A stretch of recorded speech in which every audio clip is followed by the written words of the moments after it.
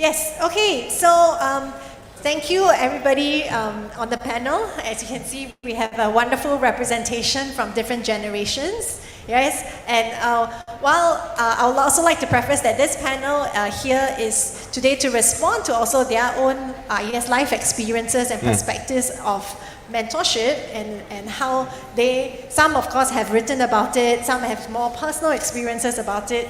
But what I'd also like to preface is that they share their personal views, so not necessarily representing the generation, but I think it will give, like the previous panel, a snapshot of their growing up and how they have also encountered it and what it meant to them. So I would like to, of course, firstly introduce, besides, I think people are really familiar with our two speakers, Wei-Hao and Rev Tan. I would like to introduce Dr. Dr Tan, who is really from our, pioneer generation. While in the reports, that generation is mentioned as a silent, but we have kind of reframed it as very much a pioneer generation because she joined the Bible Church in 1960, which is almost as old as the Bible Church. But I think also in a very distinguished way, Professor Dr Tan has written about many issues, including mentoring, and herself is an almost retired educator because she continues to be active in teaching and writing in various capacities. Currently, she's an associate professor in NIE, and she has also given talks to parents on maximizing their child's potential. So those who are interested in that kind of mentorship, And she has taught in junior Sunday school once, and during the pandemic, she has been coordinating and delivered food to our Geylang ladies. So very happy to have Dr. Dr Tan with us. And then next I would like to introduce is Yam Kun. Yam Kun was baptized in 2006 after worshipping in the Bible Church for about 5 years. He's married with a son and a daughter, both in their 40s, and 2 grandchildren. His wife, Yin Wan, is also a member of the Bible Church, and both of them are in Normanton Care Group that consists of members from the silent pioneer generation and boomer generations. Thank you, Yam Kun. And then we have Paul. I think many of us are familiar because he has been a worship leader in many capacities and also an active member of Beacon CG. He grew up in the Bible Church, being brought in by his older siblings, Elaine and Leslie, when he was a wee 3 years old. And in fact, he says his earliest memories of the Bible Church were not actually memories, but the tales told by aunties and uncles of how 3-year-old young kids would then walk into the church in themselves in the past, and very soon then brought in also more kids in the neighborhood. So yes, the aunties and uncles network remains strong. So Paul, being from Gen X, very much of that sandwich generation, balancing between family needs, work, aging parents, and young kids. He's married to Alison, and they have 4 kids ranging from primary school up to JC and poly. So Paul, thank you for joining us. And then we actually have 2 Seans with us. Yeah, Sean from our more millennial generation is a research scientist in the field of cancer biology at A-Star. He has been with the Bible Church for about 2.5 years and enjoys serving in the Alpha Ministry as well as the Welcome and Hospitality team for the Young Adult Sunday Service. Thank you, Sean. So Sean as in S-H-A-W-N and then S-E-A-N, Sean, has been in the Bible Church since primary school. He has completed his national service late last year. Yay! Thank you for your service. Hard work. And is currently waiting for university to start later this year. He grew up attending our CWK, Clementi Woods Kindergarten, and Good News Club, GNC. He currently serves in the youth ministry worship team and is also a DJL. Thank you, Sean, for joining us. So this particular format of the panel is actually a lot more open-ended because I had actually prepared 3 questions for them. And it's kind of like I'll open up the first question and then they can answer, and then perhaps also inviting the panelists, if you would like to add on further perspectives as responses to what other panelists shared. as well as also posing, if you would like, as part of the discussion to our speakers as well. Right? Okay, so I'll just start off the first question, which is basically, have you had mentors in your life? And if so, share one or two key things about such mentoring relationships that you felt you have benefited from. And if not, do you view such mentorship as something that could be helpful or perhaps not really? So, invite anyone to share? I think I better go first. They are so shy to say silent generation. They put pioneer generation. Actually, no need. Silent generation is because we were born before the war, and then that generation has been taught the children should be seen and not heard. So that's why we are silent. But I will never be silenced.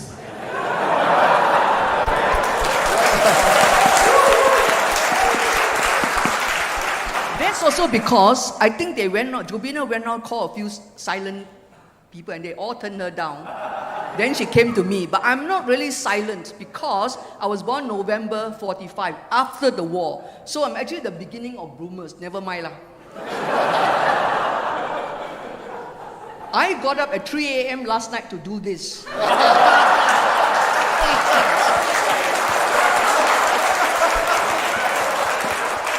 Because if I don't do something like this, I will talk for 1 hour. So I will talk more than longer. Huh?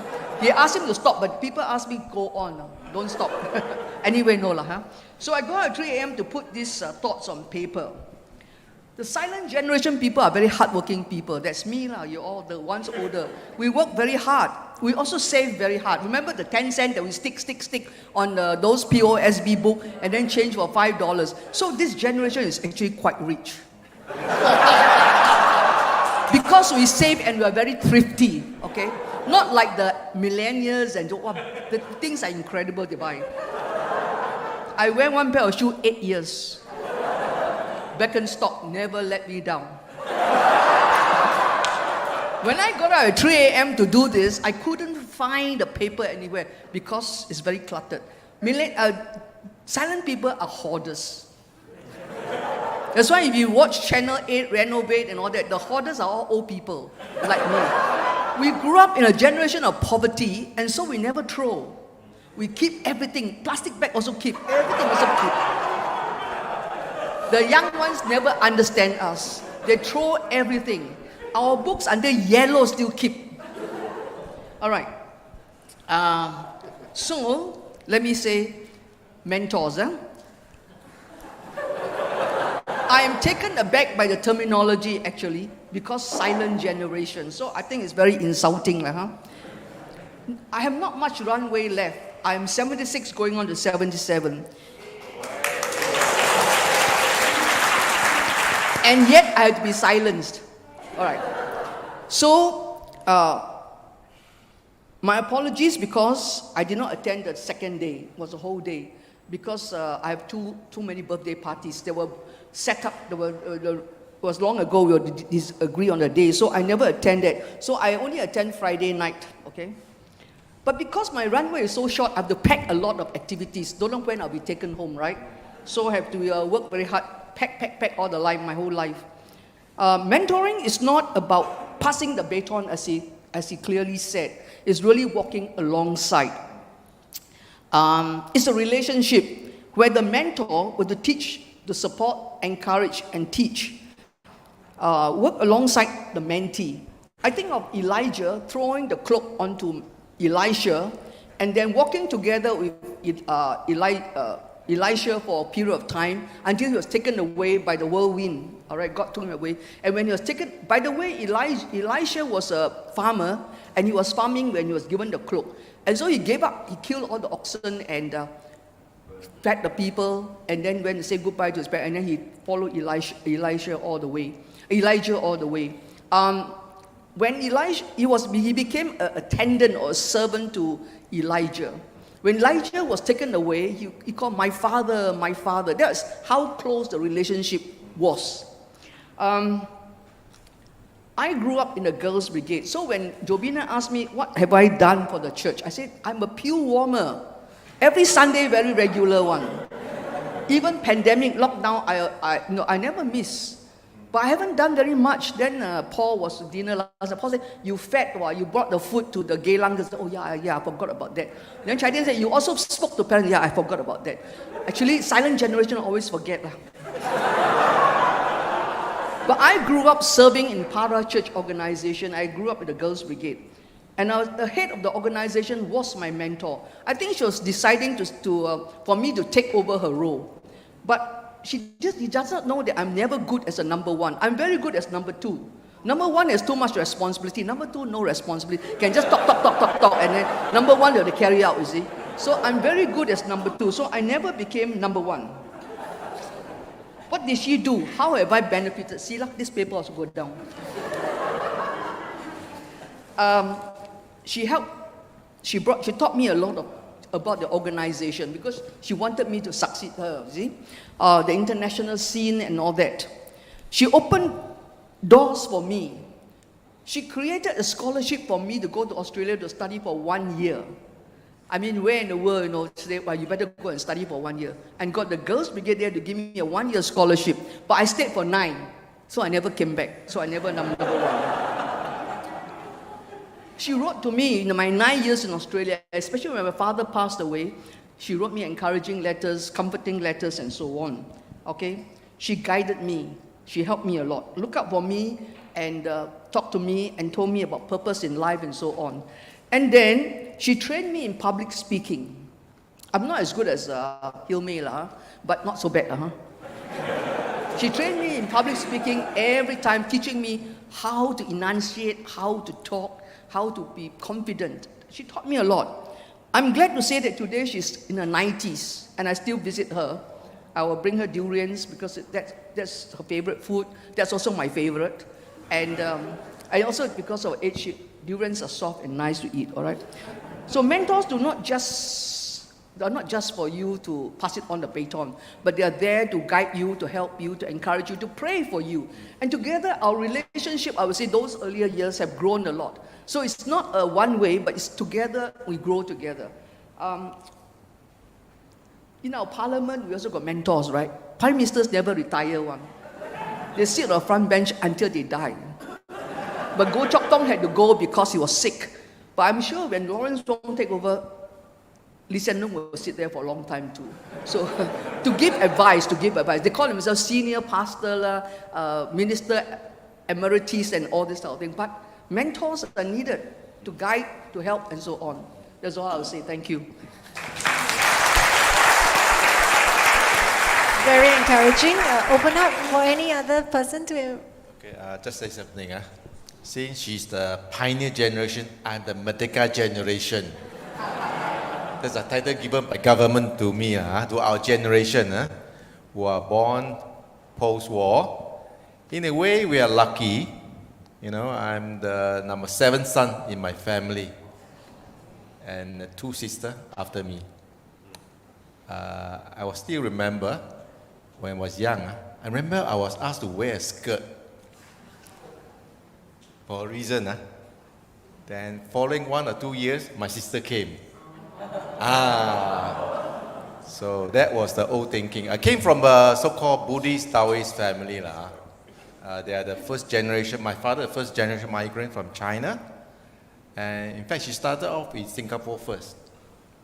Then they moved up to Malaysia. So I have a good time in the Malaysian KL Kuala Lumpur kampong. And my background is always Buddhist. We pray. When I go for my, I think was it PSLE examination, my father and mother asked me, okay, put a joystick on the altar there. I did that, of course. Okay, as we are very obedient, okay, to our parents, which is the thing for Christian, right? We have to pay respect to our ancestors, our parents included. And this also the very touching question, or very touchy questions. Whenever a Buddhist children want to be converted to Christianity, then the father and mother will say, hey, you forgot about your ancestor. I just came back from KL recently, and a question was asked to me by one of my distant relatives. Hey, you must send my son to the boys' brigade. Next time I become Christian, how? They cannot worship to my ancestor, you know. I said, no, worship is the wrong word to use. Paying respect, yes. Whether you're a Christian, you still pay respect to your ancestor. You will not cut off from the ancestor. And this is perhaps the wrong perception of the non-Christian to Christian. Become a Christian when I was young, in my school day, secondary school. This Christian don't celebrate Chinese New Year, you know. That sort of perception we have when I was young. It's a long journey for me to become a Christian. I was only baptized in 2006 when I was about 50 years old. Midlife already. And in terms of mentor in my life, I won't say I have any particular mentor, but I must say that my wife has helped me to become a Christian. Because I'm always a Sunday driver to drive her to church. Okay? So as Proverbs once said, whether someone don't stand with the wicked, don't sit down, then you eventually join them. But this is a good blessing. The other way around, right? So I drop her at church. She's waving there.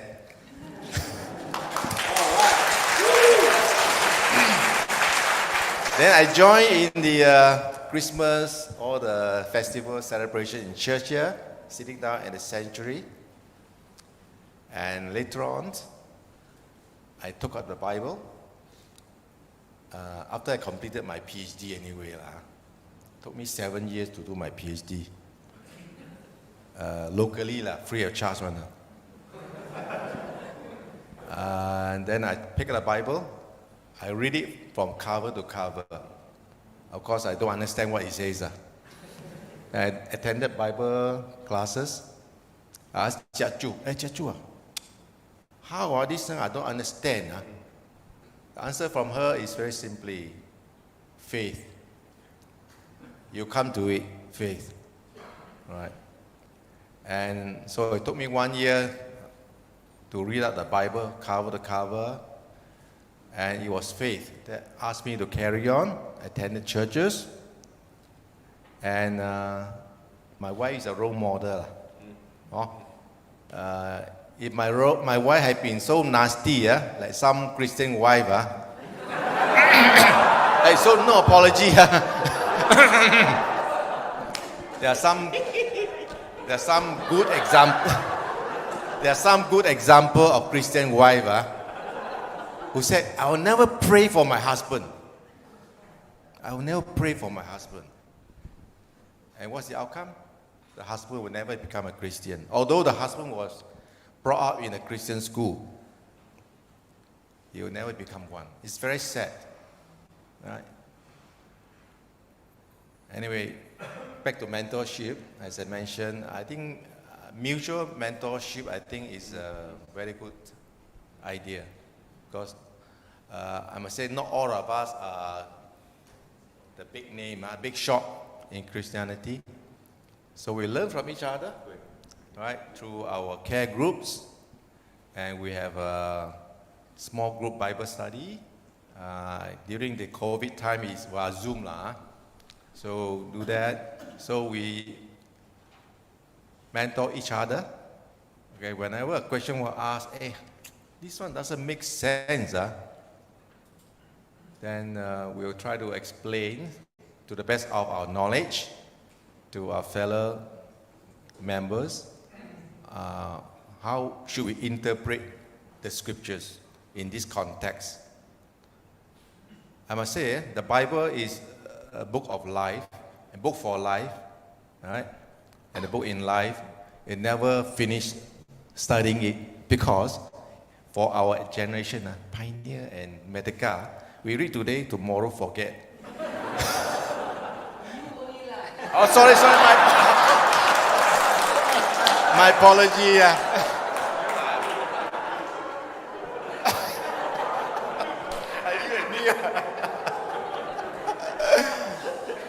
which is true. Whenever I read the scripture, how come we never encountered this? Last time I read it, especially after some commentator wrote it.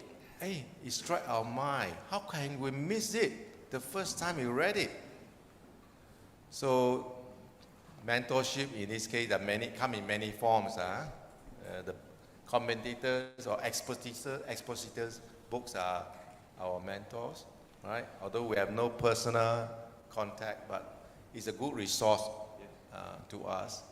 And of course, the pastor in the church, in the pulpit series, the speaker to the pulpit also give us some insight on that.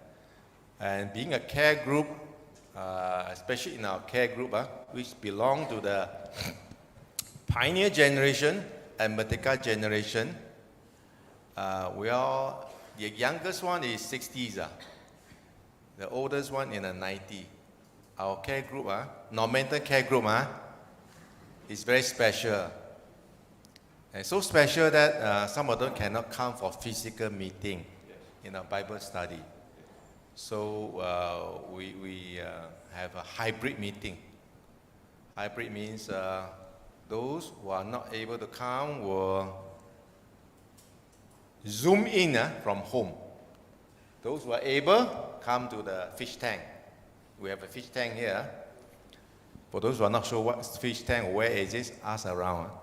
Then we come to the fish tank and we have set up the computer. And for us, Merdeka generation or the baby boomer, take out many lessons. Even now, we still have a problem. Zoom over the hybrid. Sometimes we have sound, no video. Some got video, no sound. And thanks to our technical support, Dexter, helped to solve some of the problems. So this is a technological thing that is both a bane and a boost to us. It helps, but on the other hand, it's a hurdle to some of our senior who have problem getting into Zoom, whether on the handphone or on the computer. But we'll get over it in time to come. Okay, I think that's all I had to share today. Thanks for sharing. Thanks. I think the two experiences of a parachurch organization and let's say in the context of the CG is also very interesting. You'd like to add something, Rev Tan? No, I just wanted to talk about a separate subject about how those from more Chinese families are worried when their children become Christians. Sometimes I come to realize it's not because they don't want you to be a Christian, that they're scared that if you become a Christian, they will lose you. Because Christianity in the past has been presented a very individualistic religion. No? You accept Christ, you go heaven. And then our forefathers who are usually from the West, they don't understand local culture. They will deem certain things as demonic, which actually is not, it's just cultural thing. So it's up to us now. We know the scripture, we know our local culture. How do we give the message that Christians are very family affirming? Family is very important to us. But of course, this family is not God, but we are not just purely individualistic, that we actually have a very strong commitment to family. We have to change this narrative, because always they think, Christian means individual, we run away family, reject Chinese New Year. We have to correct all these misconceptions. It's just not true.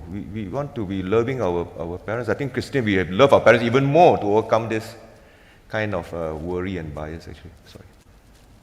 Thank you.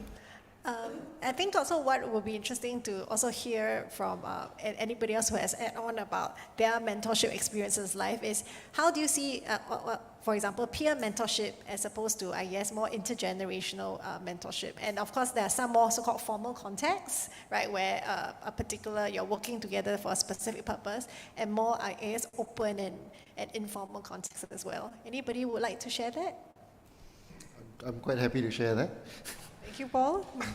So in terms of, first of all, I think actually today, Pastor Soo-Inn and Wei-Hao and actually Hilme as well, they have articulated a lot of feelings that maybe I as a Gen X had, but never knew how to basically put it visually and verbalize it. And so, I mean, I was telling Hilme that her sharing was very raw for me.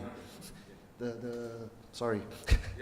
It's just, you go through all that, but you don't know how to react to it through life. Because, I mean, we're sort of in between. Yes. And I think early on you called us we are like almost forgotten. In fact, we are, in a sense, we are almost more silent than the silent generation. Yeah, so maybe we're called the hushed up generation. We just shut up.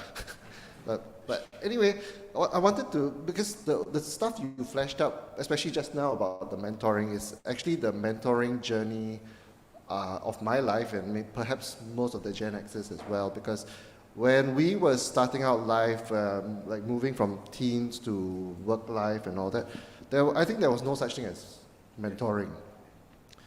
But at that point, it would have been great to have a mentor, because all the life transitions were tough, very difficult. We had our friendships, we had our relationships, and that helped, and I think that's why relationships are so important to us, because it was the relationships that kept us accountable, and it's the relationships that I mean, when we talk about, okay, we are blessed because we have so many Gen Xers in church today. Actually, all the Gen Xers in the church today, we sort of know each other quite well because we've gone through life together. I mean, we can't say we know everyone very well, but in classes and in groups we have. And so we try to figure out how to help each other. I think that's where Jobina brings up peer mentoring. And I think probably she's smiling at me because her sentiments probably and my sentiments not very different. Okay, let's be true. Let's be truthful. The only formal mentoring I have is a peer mentoring group.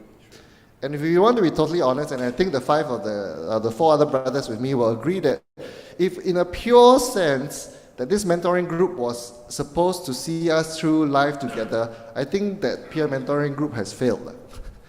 But we are still, it's been I think almost 20 years, we are still together as a peer mentoring group. It's because we had friendship first. But if not for the friendship and the relationships that we have, in a pure sense, if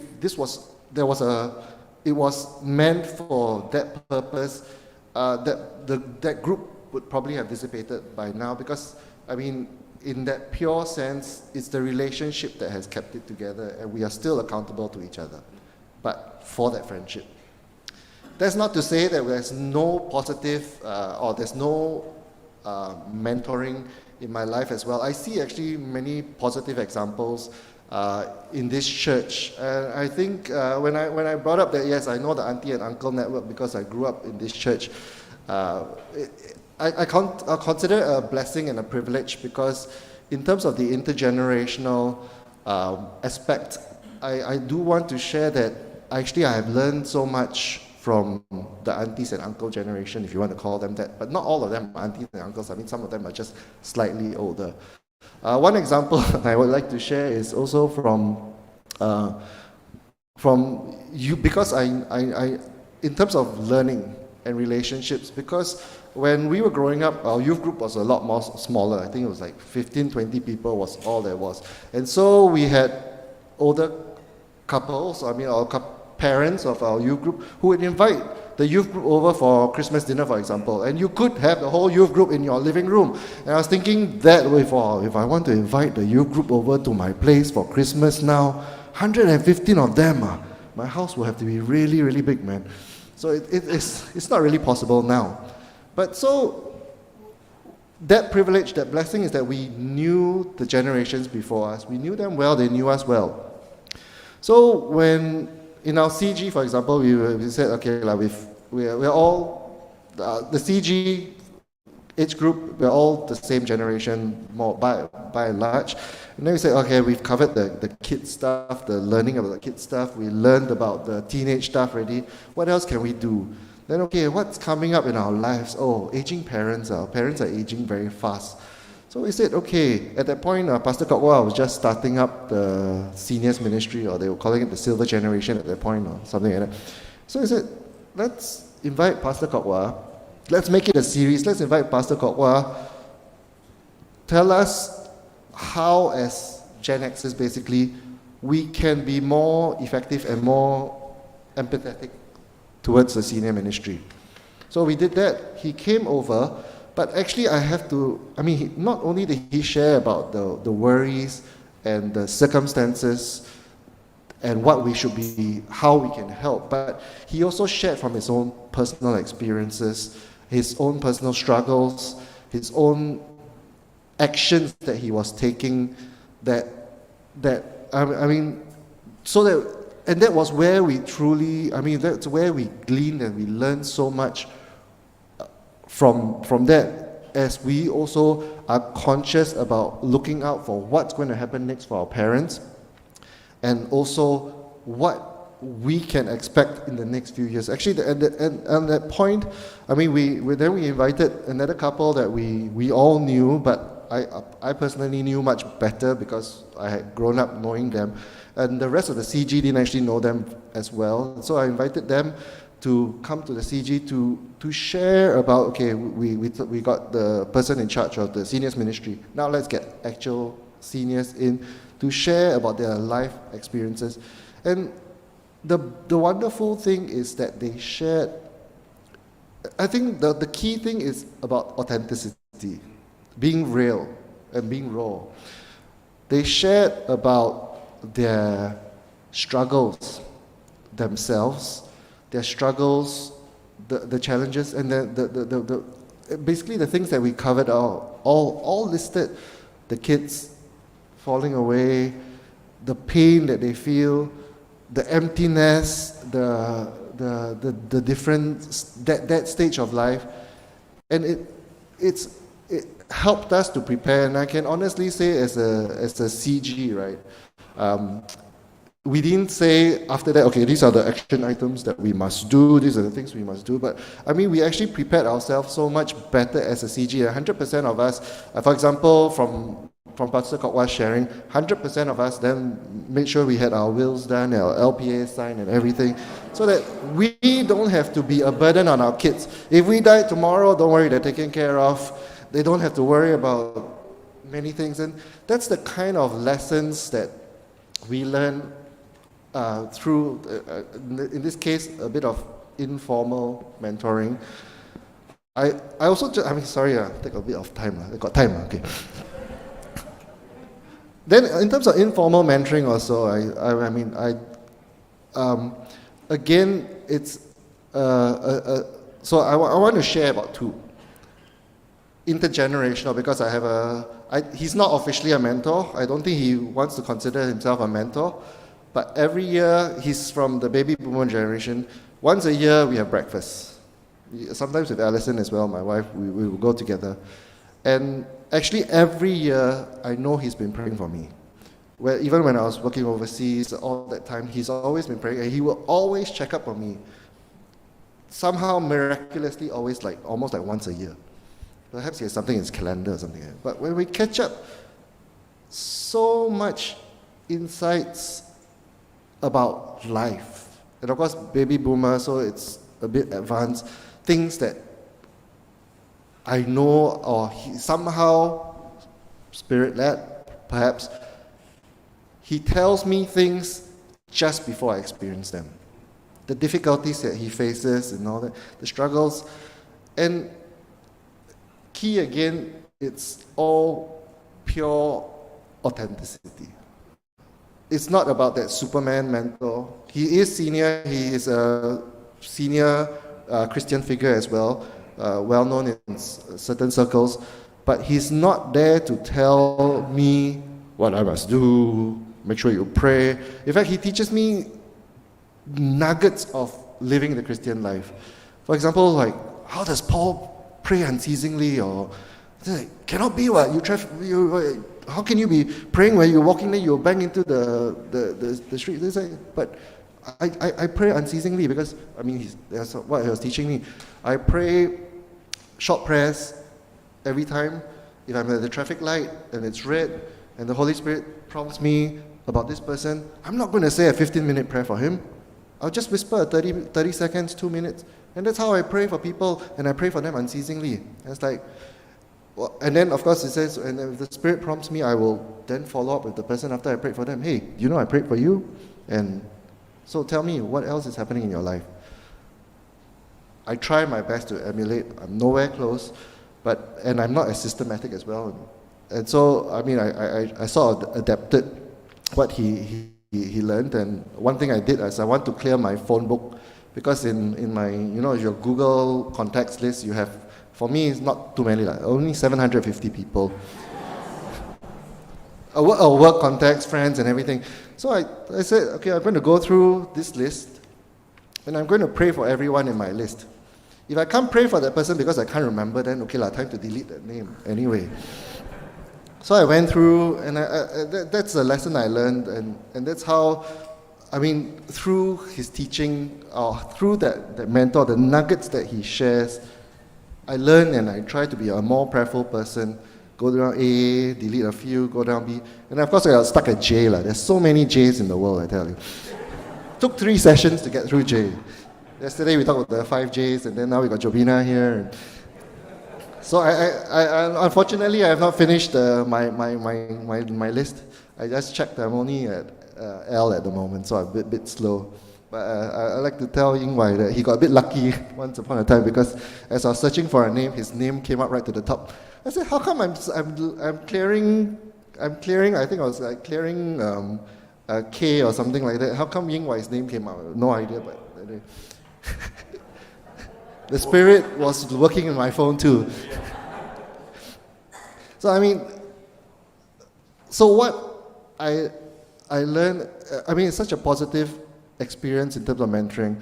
And you are so right to say that if you ask me whether I wanted a formal mentor, I'm probably no, I don't want an institutional mentor. I don't want a formal one. But during COVID, I actually, now that you mentioned the things, I realized I'm actually in a mentoring relationship with somebody, which I didn't even know I was. Because during COVID, I mean, we couldn't meet in church. We couldn't, even the CGs was difficult. So we started doing one-on-one, calling up people, trying to Zoom lunchtime, and one of them became a very regular lunchtime, half an hour, that's all the time we have because we're so busy, half an hour Zoom meeting. And first it started once a week, but then of course it spaced out a bit, but it became regular and it became ongoing. And it's actually with a millennial, so I mean not my generation again, it's one level down, to so to speak, and it's through open sharing again and the authenticity in that relationship, the struggles that we're facing, the difficulties. I went through my own mental health episode. Then opening up on that, I mean, it opens a lot of avenues and a lot of sharing as well for that mentoring relationship. And then the question is, of course, okay so I'm the older one, so am I the mentor? Actually, the answer is no, because he thanks me very often for the relationship that we have in the sharing. But I always want to tell him, why are you thanking me? Because I'm the one that I really want to thank you for this relationship. And in a sense, I see him as a mentor as well, because of the way we are able to pray for each other, guide each other, and help each other through the difficult. So I mean, if you want to call it the last line, or the mutual mentor. First, I didn't even see it as a mentoring relationship. Secondly, it's mutual, and so I mean that's mentoring for me. In the current circumstance, okay, never mind. I'll stop there. I can talk more. Thanks, Paul. I think in your life story you spoke about how mentors just kind of pop up in your life, and now you kind of realize you're a mentor as well. So I think that's actually quite kind of magical, and that the Spirit is leading in our midst. But at the same time, I think perhaps it'd be interesting for the speakers to comment about how do you see how intentional to make it happen, or just let it open, for Pastor Soo-Yong, I know he encourages everybody to be a mentor, but you don't know, right? Because it clicks, it doesn't click, sometimes it happens, and you want it to be very organic too. So would Rev Tan or Wei-Hao would like to comment on that? No, I just Organicness, how do you really leave it open for everybody just to figure first it of all, I out? just wanted to say that I'm not hung up on the term mentor per se. In our time, they didn't use that term mentor. So, and for some, it's quite a scary term. Say, oh, I'm not holy enough to be a mentor. And so they equate mentor with some kind of guru or what. So, if that term doesn't help, then we don't have to use the term. It's someone who loves you enough to invest attention, time, love, to help you fulfill your potential. That's mentoring now. So don't get hung up on the term if it's scary. It's a friend who walks with you, and there's power in both formal and informal.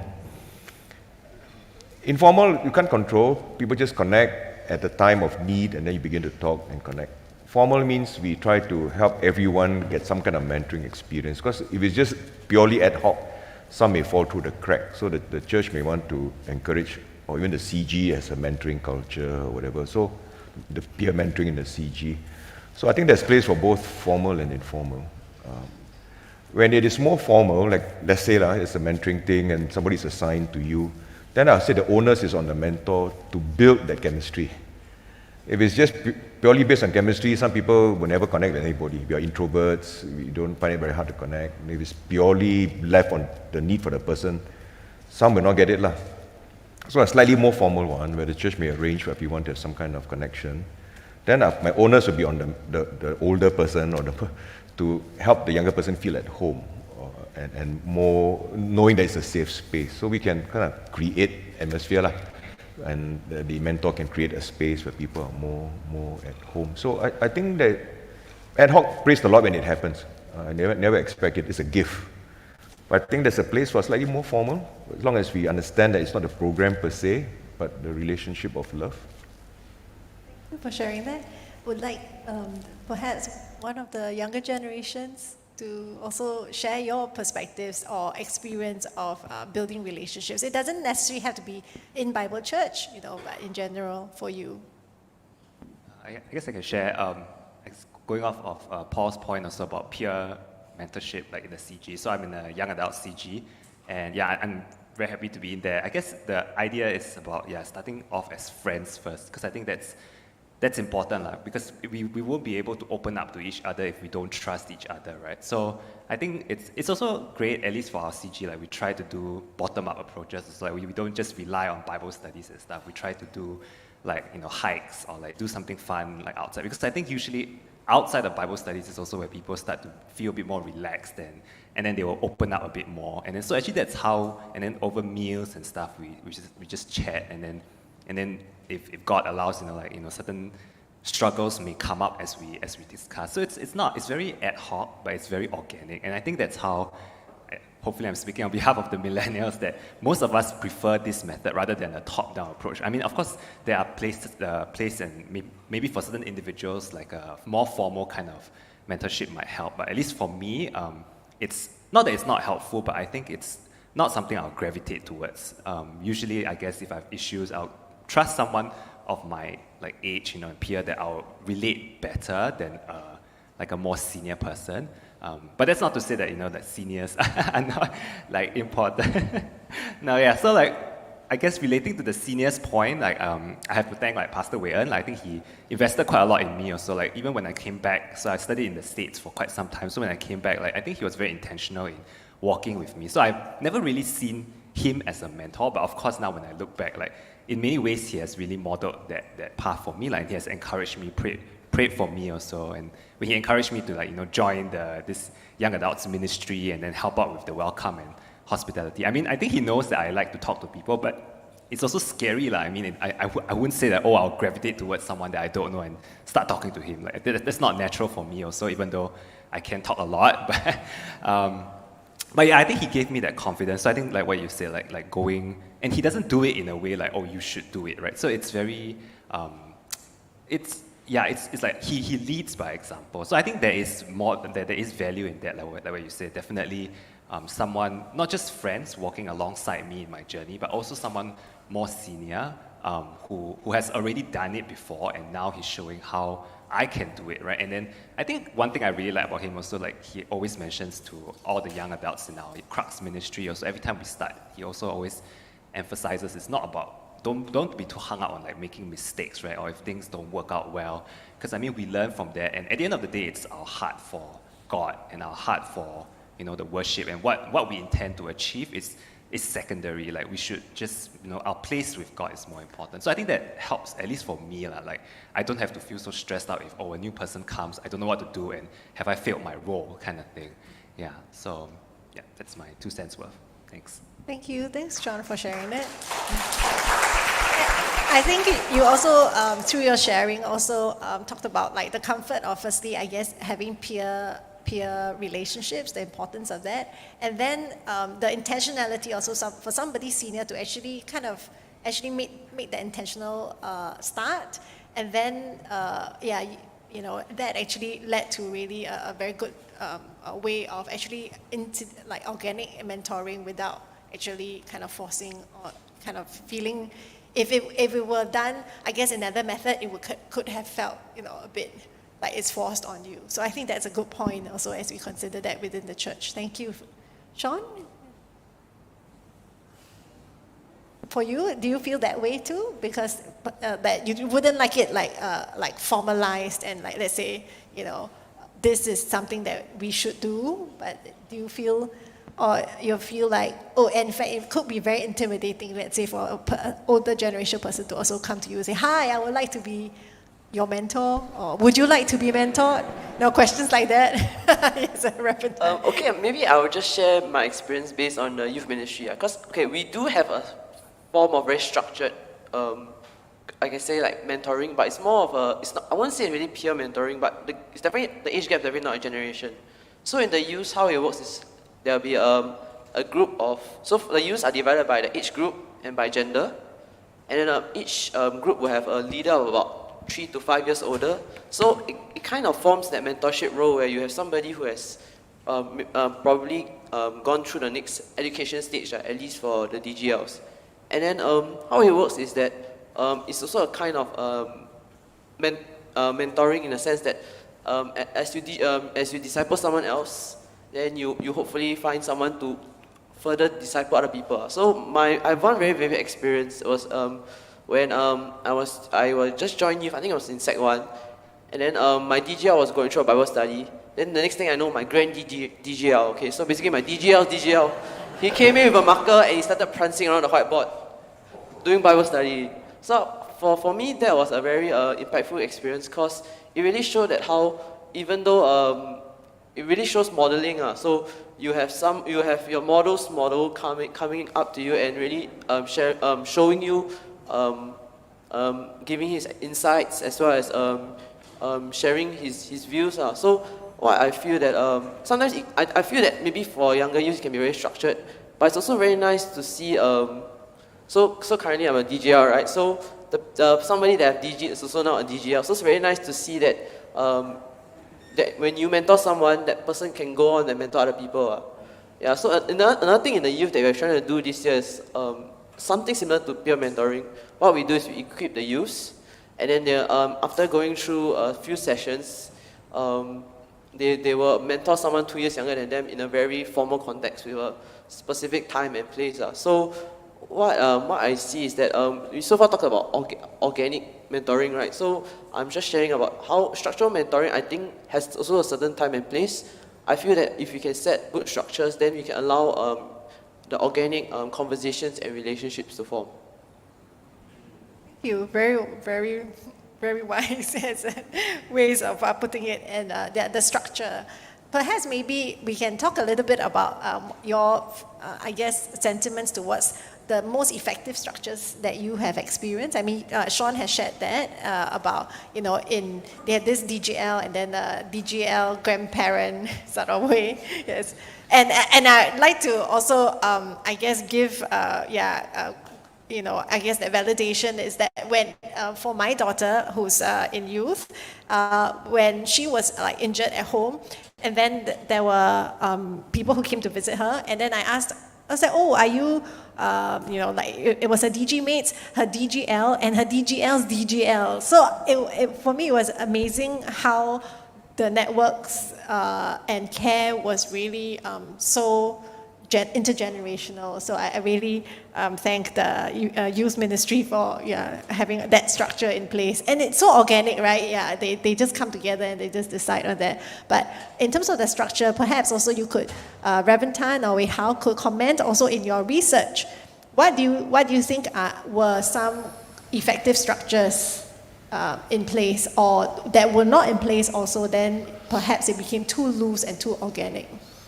Okay, so maybe let me comment. I think the best type of mentoring is definitely the organic mentoring, but I have to say that unfortunately in our culture, organic mentoring across the generations or across ages don't happen very, very easily or very regularly. So like what we said yesterday, because of the structure of the church, we tend to have the mindset that my spirituality is formed within my own generation.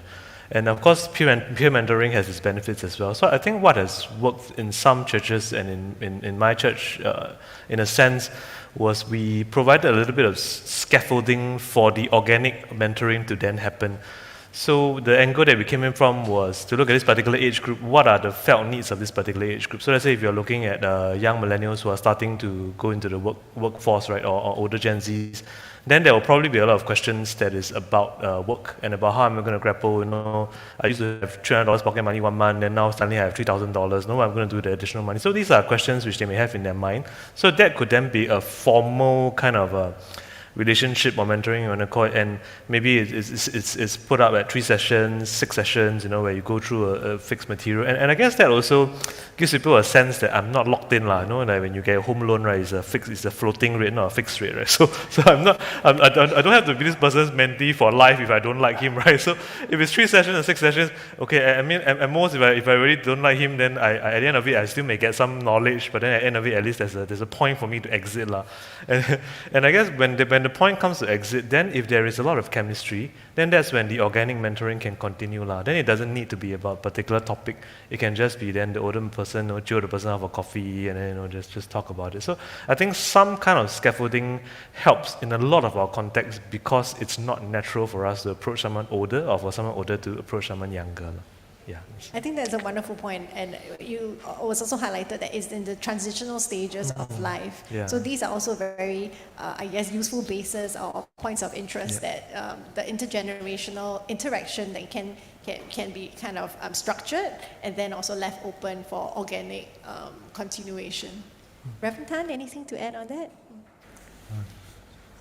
Just 2 things. We started a program called Friends in Transition. This people who are entering the world from the tertiary education. So I think that's the most dangerous and holds the most promise. So the kind of things you shape in your thinking when you start working, because that's the time when you begin to take responsibility for your own life. If that's done well, then the trajectory is good. But if that's not done well, it can be dysfunctional along the way. So, and again, we always start with a meal. And we ask them to come, and then we share the vision, and then ask them whether they're interested. And we say, maybe you can commit yourself to 2 meetings. If you still don't want, it's cool, it's all right. Because we have the advantage that Bernice is an excellent cook. Food is very powerful in this ministry. But let me talk about peer mentoring, because sometimes when we talk about mentoring, the church will think, another program, man. So I like to talk about what we already have in existence, which most churches have small groups. And that can really be a place where there's peer mentoring, or I would say following Jesus in the company of friends. Following Jesus in the company of friends. So when Jesus comes in Matthew, he announces the kingdom, then at once he called the 2 set of brothers. So we are supposed to follow Jesus in the company of friends. And that means we have to think about the philosophy of our CGs. In the past, cell groups or small groups, I don't know what you call it here, small groups, it's always positioned like you need fellowship. Sunday cannot provide, so you must be part of a small group because you need fellowship. Or we need more intense Bible study that the Sunday worship cannot provide, so you need Bible study. So sometimes it may result in the person being a consumer. I need to go to this because my need of fellowship, my need of Bible study, and really want to go, don't want to go. I think somehow we have to maybe rework this narrative that I need to be in deep relationships with others and we help each other follow Christ, which is mutual mentoring. It's peer mentoring. And so I think instead of starting new mentoring programs, one of the things you can do is to rethink what is the philosophy of our small groups. Is it just a place for you to meet your need, or are we helping each other to follow Jesus? And so the questions we raise, the difficulties we have, we can help. And peer mentoring is also important because everybody wants David Wong to be their mentor, you know. And there's only one David Wong, you know, so. But peer mentoring means we recognize that Jesus is our primary mentor. We may be at somewhat the same stage of life, but you got different wisdom, I got different wisdom. We can still help each other. So there is a lot of promise in so-called peer mentoring or friendship mentoring, but it needs a real clarity of what the small group is about. It's not just meeting your need, but whether we in a loving relationship where we help each other follow Jesus. To share about care group we have. I just attended a training on care group leaders recently. So care group is more than just Bible study. Yeah. So fellowship is very important. Because fellowship over meal is very important as well. And also we care for each other, pastoral care. Our CG is quite big. And we actually organize during the COVID time, because we cannot meet as one big group. Our big group is very big. You might want to guess the number. 30. No, more than that. No, less than that. Close to 40, close to 40. So we break ourselves into subgroup. So we depend on the restriction. It changes from 6 to 8 to whatever number. So we say, no, we just study over Zoom, okay? Now it's more relaxed, so we try to go back to physical meeting. But as mentioned just now, they are constrained due to our age. Some of the age are not so able, so we have a hybrid meeting, all right? Of course, we know that it's not as good as physical meeting, but we have no choice. So we actually have, long ago, a buddy system. That means one-to-one buddy. But now we have replaced it by pastoral groups. So the subgroup which was organized before for Bible study is so-called transformed into pastoral group. There's no leader in each pastoral group. That means it's a mutual pastoral care of each other's. It was deliberate. So I said no one will be, you need not nominate any leader in your pastoral group. It's a mutual pastoral group, so you can go out for a meal, or you can organize your own one-to-one or one-to-few Bible study among your pastoral group. So basically, it's a mutual, you can call it mutual mentoring or mutual pastoral care beyond just Bible study. Right, so you can, if someone has a problem, and I told them, you can either surface just to your pastoral care group, which is a smaller number. It varies from 5 to 8. Or let the surface to the whole care group, so that the care group can either pray for you or work out way to resolve the issue he or she has. All right. It just started, so it's not really in full gear yet, how this pastoral group will work out. Perhaps we can make use of this structure to be mutual mentoring besides just Bible study. Thanks.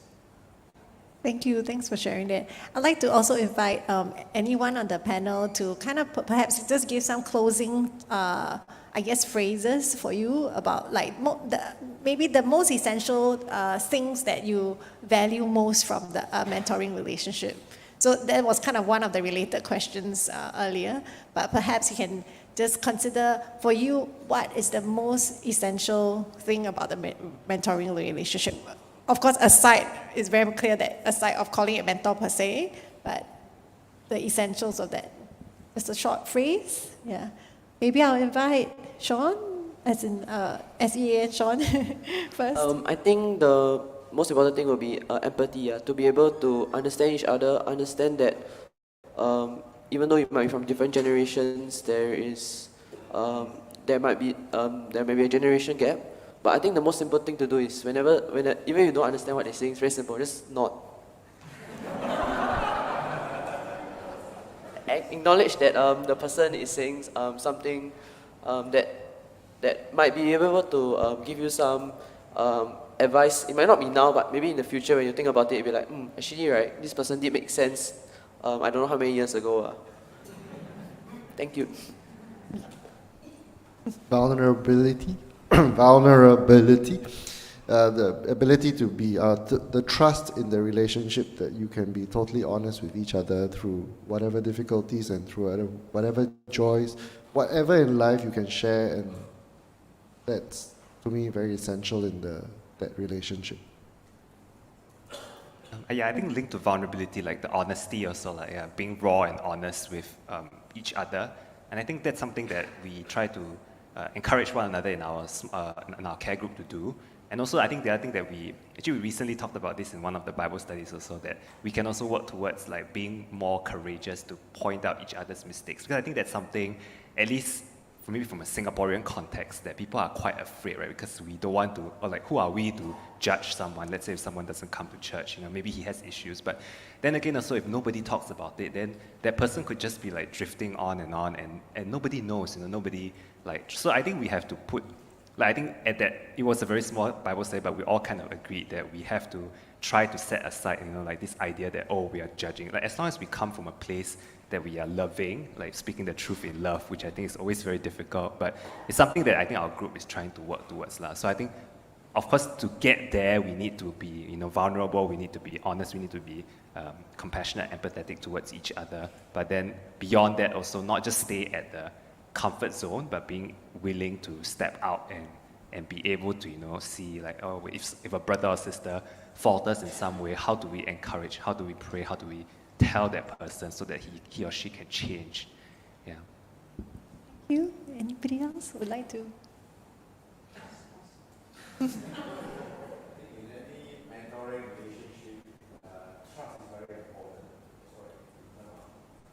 In any mentoring relationship, trust is very important.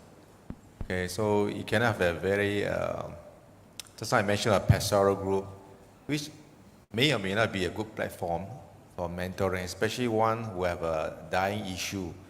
He doesn't want everybody to know. So it could be one-to-one, talk to somebody in his pastoral group or the CG, voice out his concern. And as I mentioned, a care group is not more than just Bible study. It really is a fellowship. Look into each other. If there any problem or issue, okay, that's on the negative side, but it's things for joy. We also rejoice together. Of course, it's easier to share joys than to share sorrows. So very often we see issue with some of the care group members. Very common, of course, they stop coming at all, either for the Bible study or for the church. So we visited them, he or she, and we found out he or she is very involved in worldly issue. That is trying to make more money. In our senior age like this, we shouldn't be investing anymore. Keep the money in the bank, safer. Even the interest is low, it's still there, right? But this guy was saying, hey, we should make more money. In fact, he tell some old people how to make money, how to invest. We told them point blank, hey, this is not the thing to do, right? And he bought a lot of Malaysian property. Now he got stuck there, of course, cannot go there also. Now start opening up. But we've been telling this person for a long, long time, just not listening. What can we do? So we always say, the last option, pray. That's all. Okay, thanks. I just want to say that a lot of things I say are tongue-in-cheek. So don't take me too seriously. When I say my generation is very rich, I'm just joking. So don't come and borrow money. I want to say that if you look around my generation, the pre-war generation, there are lots of poor people You just have to go to any Bukit Merah, anywhere you see a lot of poor. You just go to the marketplace and you see a lot of poor people. So it's not that, when I say we save, but in those days we earned so little how to save. I mean, my first salary was $292.10. Nowadays, when the young graduates go out, it's 6,000. I have a friend who just left university 2 years ago. Now it's 10,000. Who ever heard of such salary in those days? So it is very hard. So a lot of the older generation are not rich. I'm included, okay? Seriously. Seriously. The rich ones are sitting there. I can point out who are the rich ones. The one who's pointing the finger is very rich. Yeah, he's very rich. But Tin, would you like to add anything about the final thoughts? I want to say, for mentoring relationship to really click very well is vulnerability. And you go to Brené Brown in TED Talk, who talks a lot about vulnerability. I think that's very important. Don't always appear that you're a superhero, because we have feet of clay. And if you're all right, Wei-Hao, could I invite you to kind of also being in a mentoring relationship, also, clearly acknowledging also Reverend Tan as your mentor. How do you see that? What would be your catchphrase? I think probably accountability. I think the difference between a normal friendship and a mentoring relationship is both are journeying, but I think a mentoring relationship is an agreement that we will journey towards Christ. And if to journey towards Christ, there needs to be some level of accountability, that I'm willing to admit when I made a fall. I'm willing to admit where I need help. And so I guess a lot of times, if we just take it as a friendship, then it's also a little bit hard for people to tell you that you're wrong when they see you're wrong. So for me, it's accountability. And just curious also, how did it even start? Was it organic and you all just clicked off? Or? Oh, you mean with me and Soo-Inn? Yes. That was because, so he was running the fit group. So other than fit groups, they used to run another group called Next Up. So the Next Up was supposed to be the up and coming people in the Christian world. But then I don't know why he asked me to join, because I still not very, very long already, still haven't up yet. So it's, anyway, so I think so periodically, I think whenever him and Bernice are able to, they will run groups like that, and then they will ask. So for me, it's me and my wife, we will ask to join that group. And we always say that the government, even though he's not Singaporean, the government love him a lot, because I remember our group was 3 couples. When we joined, all 3 were not married. When we left, all 3 married already, and then now all have children. So government love him deep. So this is so it was, so that's why there was some scaffolding, so it was not just totally organic. So it was part of a program. But then even after it ended, the mentoring relationship continued. And when it continued, just to understand more, so it was something that you approached Reverend Tan, or how did that? Actually, I would say it was two-way, because by the end of that 1 year that we committed to be together, okay, it sounds very strange, but we committed to meet as a group. The relationship was built. So sometimes I'll ask him for coffee, sometimes you ask me out for coffee, and then it's just, so we don't meet as often after the official mentoring ended, but the relationship continued. Thank you. Thank you, Reverend Tan, for exemplifying that in so many ways. When the formal mentoring program ends, I would tell those in our group that the formal part is over, but you're always our friends. So we can always continue to support each other, maybe not with the same intensity as the formal group time. I also want to say that all this talk about vulnerability presupposes there's a commitment to confidentiality. You want people to share, you must keep it within the group, and you cannot tell outside unless you get permission. Let's say it up front. Of course, some people may still don't follow, but that's the expectation. You want people to share, they must know that they tell you, you won't tell other people. Then, otherwise, how can they share? So we need to be not apologetic for that. My own slogan about mentoring is that the number one commitment for the mentor is to love the mentee. I think of all the kind of mentoring I did when I was much younger. I broke all the rules I'm teaching now. But I think my mentee accepted me because they know I love them. So it's not about you, it's not about the program, it's about the friend that you want to bless. So it's they and their needs are your focus. I feel good as a mentor, or they fulfill the program, but you must sayang, you must love your mentee and want them to be the best they can be for Christ. So I think that's the number one slogan for mentoring. You have to love those that you walk with. Thank you, Rev Tan. And I also want to go back to Sean, when you said you're so proud when you see your DGL also having the GL. I think, that love is also very apparent. So thank you all the panelists again. If you give a round of applause. Yes, so we're going to kind of go transit soon into kind of the final parts of our conference. I would like to also invite, as the panelists leave the stage, thank you, yes, I would like to invite actually another person from our pioneer or silent generation is Ms. Dorothy Ho to come on stage to lead us and share the concerns for the prayer for pioneers. Dorothy, please.